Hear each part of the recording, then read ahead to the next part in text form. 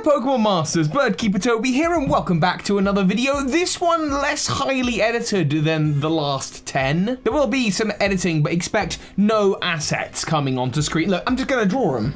Well, I just magic that in. That is the little Pikachu that if you are a Patreon of mine and you receive Pokemon cards in the mail from me, then you'll recognize that Pikachu as the one that's on the envelope. Speaking of Patreon, that's a cheeky little plug to those of you who've been supporting this channel on Patreon, because the last 10 videos of mine have all been like completely removed from Legends Arceus or Diamond and Pearl. It's just been high edited, Pokemon theories, fun, classic Birdkeeper Toby videos. And so today I thought, do you know what? You deserve a little bit of a break, Toby. Why don't we just focus on a more discussion topic? A more discussion focused topic. And given the fact that we haven't had any Brilliant Diamond and Shining Pearl news, as well as Legend Arceus news over the last 4 months, there's not a whole lot to talk about. Although I will say the new screenshots for Brilliant Diamond Shining Pearl are really giving me hope. It's completely changed my opinion about them. I think that they now actually look really good. Here's the screen. Oh no, I said I'm not doing screenshots. If you imagine, this is Lucas, and then he's got his Pokeball backpack. We have the big note on the Pokeball backpack.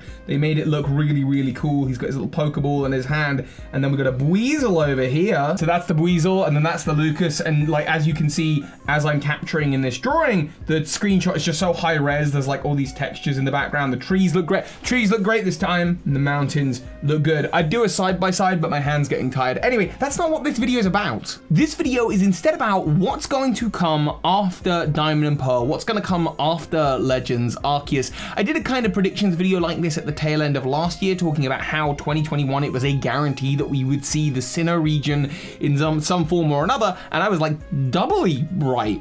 I definitely wouldn't have predicted Legends Arceus. So to be extra bold and brave and put myself out there on the internet, I've decided for my chill video today, I'm gonna do that, but for the next 5 years of Pokemon. 2022, I hope you're enjoying the back of my head. 23, 24, 25, and 26. These are the next 5 years of Pokemon, and I believe in this time we're going to be seeing a whole bunch of it's going to get nuts. I think we're going to see a lot of new Pokemon. We're going to start off with 2022.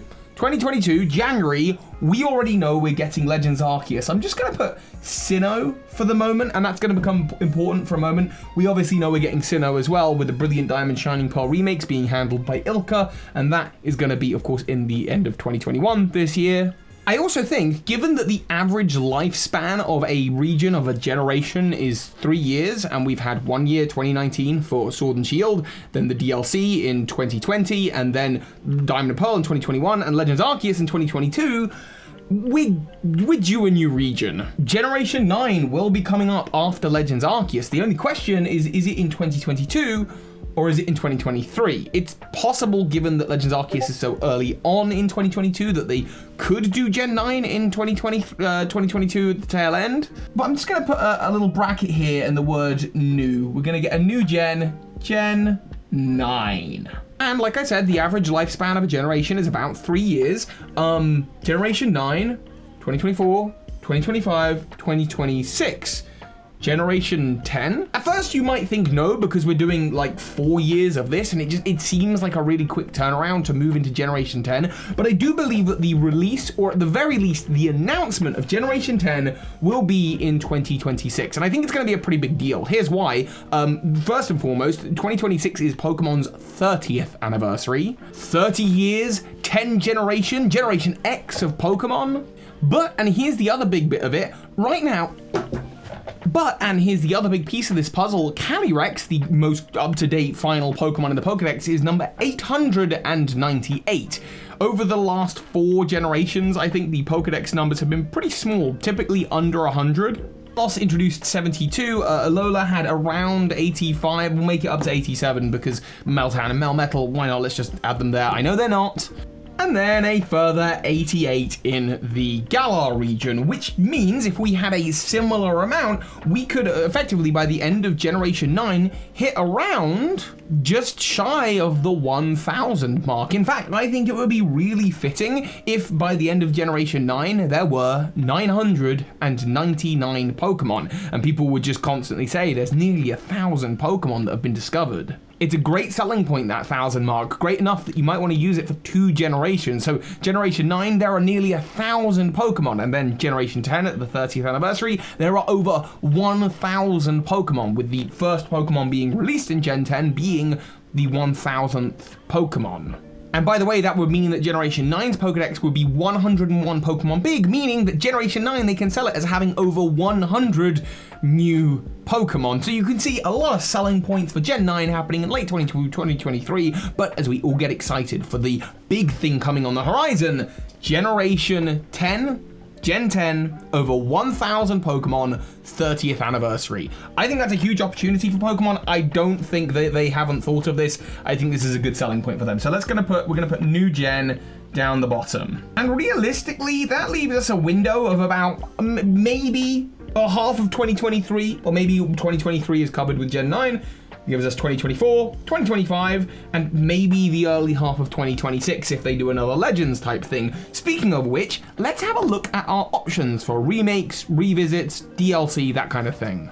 You're all familiar with them. You've heard them before. Kanto, Johto, Hoenn, Sinnoh, Unova, Kalos, Alola, Galar, and DLC and new.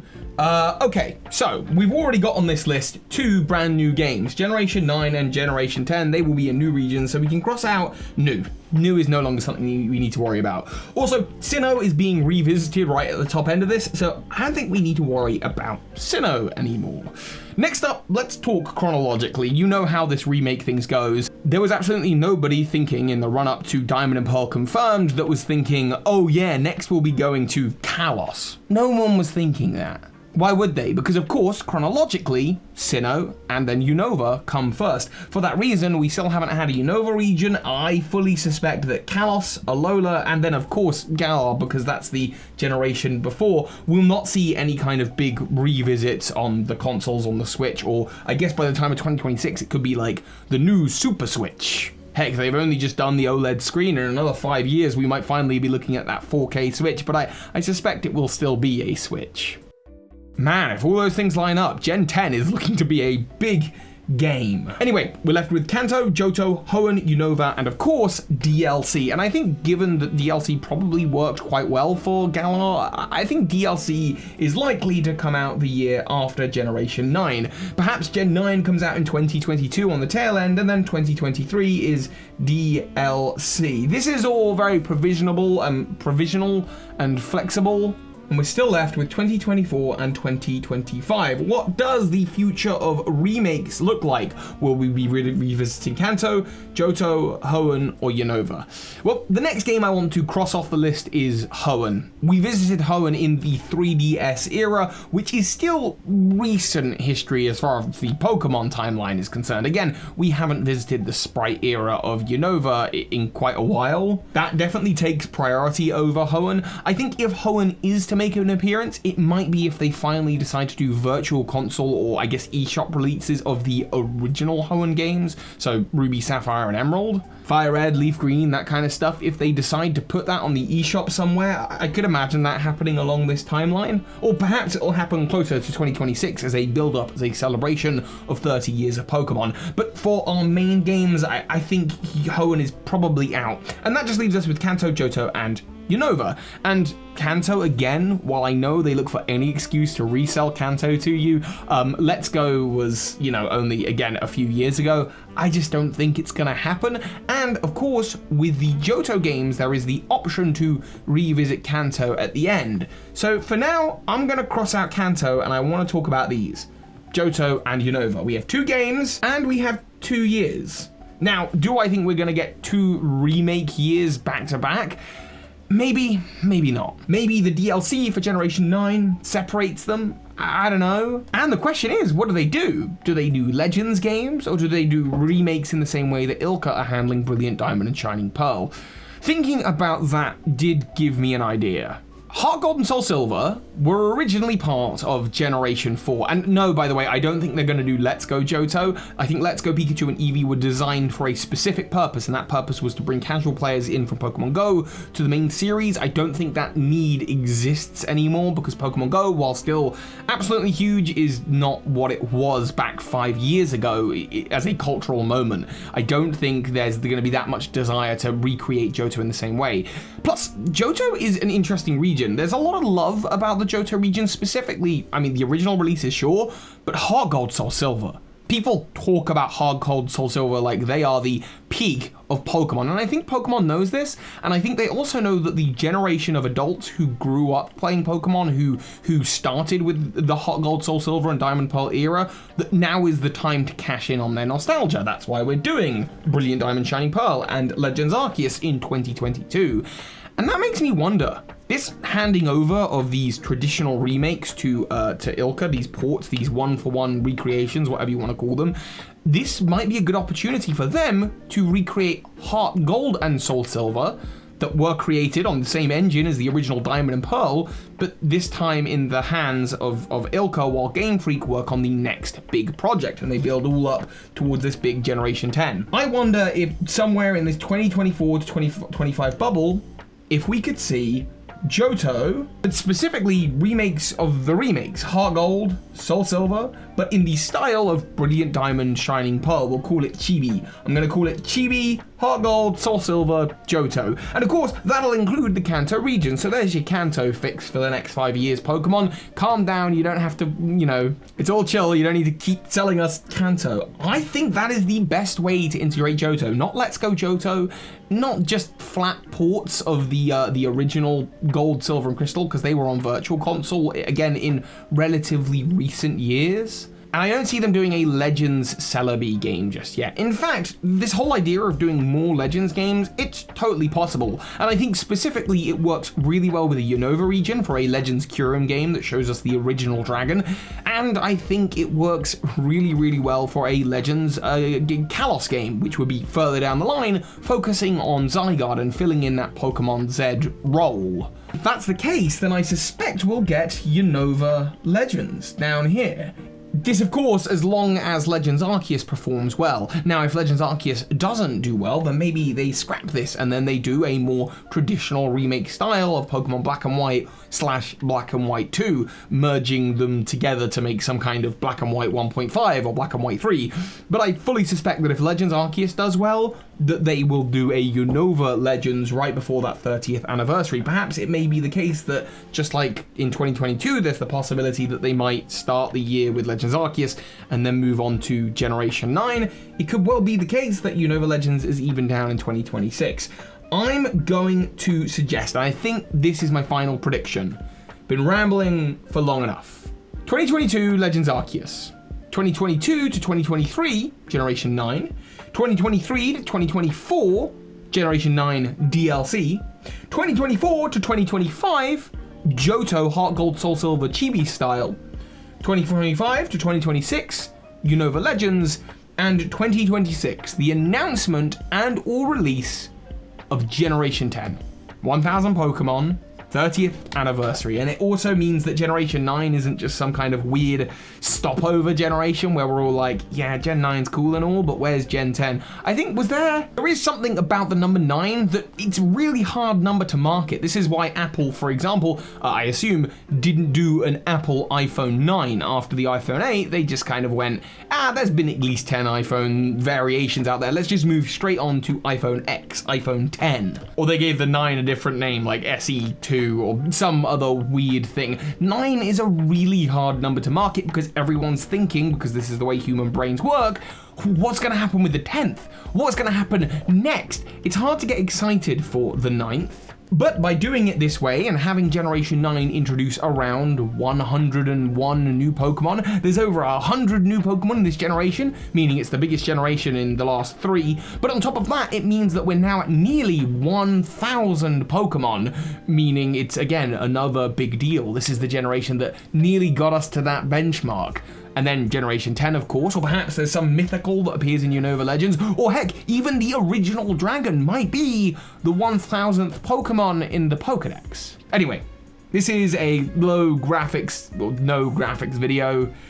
Just me rambling, just my thoughts, but I want to say a thank you to those of you who've been checking out those last 10 videos of mine. I know uploads have been slow and steady. I'm working on big stuff in the background. I think the latter half of this year, 2021, is going to be a really big deal. I'm working on a few big series that I'm going to be announcing soon, Fakemon stuff, predicting things that are going to happen in Gen 9, talking about Diamond and Pearl, playing Diamond and Pearl. Let's treat this as a little update here. I might do a Let's Play of Diamond and Pearl, but I will not do it and upload it to the channel the same way that I did Sword and Shield, because that was an absolute mess, and I apologize profusely for how I uploaded those videos. There may be a different way to do it, where I just upload episode 1, and then the other episodes, they don't notify subscribers, so that they all go off at the same time, so that if you, like a Netflix drop, I guess, where it's like, oh, episode 1's here, oh, the whole playlist is available right now, that kind of thing, or you upload the other episodes unlisted. That's something I'm thinking about. This Fakemon series of mine, if you've seen Hoops and Hip Hop's Pokemon Cardinal, then you know what you're in for, and if you haven't, look forward to the surprise. It's going to be fun, but that's going to be one video a week guaranteed alongside my other videos each week. Right now, I'm working on a collaboration with Prima Diva to do with Professor Oak, and that's coming out very, very soon. I also did a video about Shaman that was filmed on set, like a Pokemon epic. I got 2 more of those that I filmed the same day that are in production and being edited and made and worked on at the moment. So there's a lot to come down the line, and all of that is before Legends Arceus comes out, which in itself is going to be a big deal. And then, obviously, on to Gen 9 after that. So I think the future is looking bright, but I know this summer is a little bit slow. It's been super hot here in the UK lately. I have been a mess. I could use this to wipe off the whiteboard. All of that said, though, I do want to say a huge thank you to those of you who've been watching, and especially to those of you who've been supporting on Patreon. If you don't know what Patreon is, it is a subscription style service where you can donate say $1 a month or $2 a month. I think my minimum is set to $3 a month, and for that you get a number of perks. I've actually introduced new perks on the higher ends, and that money goes directly towards the channel and everything you see on screen. This Fakemon series has already cost me about £3,000, which is about $5,000 thereabouts. So it's all coming together. Thank you, Patreon, for supporting. If you'd like to learn more about that, you can do so using the link in the description. And I am rambling now, so I'm going to wish you a very lovely day. Thank you all for watching. And of course, so hi, Pokemon Masters. This is Ash Ketchum. You just watched a video by Birdkeeper Toby. That makes you a Pokemon Master. A huge thank you to those of you who have been supporting this channel financially, whether that's through buying my merch, my Tree of Life poster, or those of you supporting me on Patreon, including the big patrons of this month, JD Gottlich, Michael Hornschuch, and Matty Barr. Thank you.